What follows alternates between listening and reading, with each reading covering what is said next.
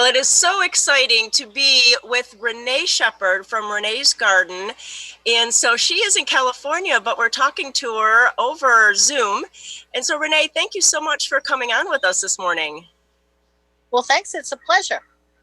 So, it's been a crazy year. Everybody's been locked down, separated from family and friends and work, and everybody's vegetable gardening, herb gardening, any kind of gardening. And so it's that time of the year. It's midsummer. So really, it's exciting that we can plant now for a fall garden. What's your thoughts on that? Well, that's true. Actually, the fall garden can be the most successful one because the soil's nice and warm. Things stay for a longer time when they're ready because they're not getting done really fast. There's less pest and disease problems. So it's a perfect time to enjoy a lot of good things from the garden planting, say mid to late August and early September. Things that can grow quickly and don't mind the cold coming on. So maybe just give us a couple ideas of what would be the good ones to do, especially for beginners. We have a lot of beginner vegetable gardeners and a lot of veterans too. Well, one thing I just want to say before I launch into things to grow is advertisement to read the packet backs. I know it's easy to just get a packet and sow the seeds, but we trial grow everything we sell, and we write the instructions based on our own gardening experience. So if you follow the packet directions, you'll probably have a lot better luck. So having said that, for fall gardening, greens are one of the best things. So chard, kale, spinach, collards, they're all really successful for fall gardening. And also planting a salad garden is perfect so that you can have really fresh, go out in the garden and have a fresh salad ready to go. Not only lettuces, but also the spicier greens like arugula, and then herbs like cilantro, arugula, chives, parsley, all can be planted late summer for fall harvest.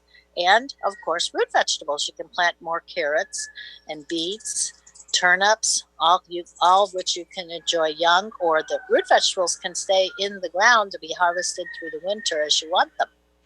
And that really keeps them, it really keeps them nicely in the ground, and they get sweeter as it gets cooler, doesn't it? That's true. Frost actually improves the flavor of a lot of root vegetables, and also some of the greens, like kale, gets sweeter the colder it gets.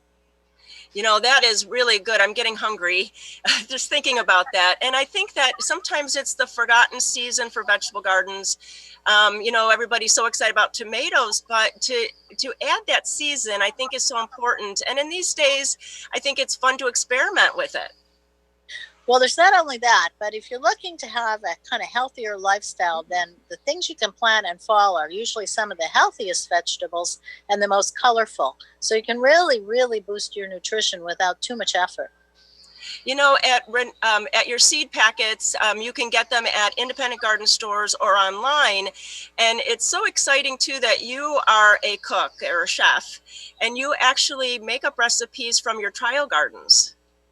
Well, we grow everything we sell first to be able to write very clear growing instructions. And then we have all the harvest. So as I was saying to you earlier when we were talking, I know 2 or 3 ways I make green beans, but if I have a huge harvest, I'm going to need some new ideas. So we do develop recipes. And then I have 3 cookbooks that are organized by vegetables. So if you have too much broccoli or too many mustard greens, you'll have some ideas. So yeah, and when you have a lot of produce, it's fun to try. You have what you need to try new things without much risk. Right. And, also you don't have just things that every other seed company has. You have some unique things like saffron crocus bulbs, which sounds amazing. Well, saffron crocus bulbs, they're little bulbs about 1 inch big, and you plant them in September, and then depending on your climate area, in about 6 to 8 weeks, they come above the ground with little flowers, and then you can use your fingers or a tweezer to pluck out the stigmas, the threads, and each flower gives you a thread. First year, each bulb will make 3 flowers, and then over time they increase.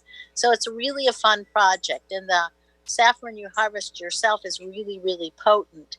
And then what's interesting is then first the flowers come, then the leaves, and then in the summer, the whole thing goes dormant and you don't even know they're there. So it's a reverse cycle to what you think, but it's a lot of fun to try. Oh man, that just sounds like a lot of fun. So if you're interested in any of Renee's seeds, you can go to gardentime.tv. We'll click you over to their website. She has a newsletter with recipes. She's got Instagram, Facebook, all kinds of information. And also you can get those saffron crocus bulbs to plant this fall. Renee, it's been so much fun talking with you. Thank you so much for all you do. Well, thank you very much. It's a pleasure to talk to you.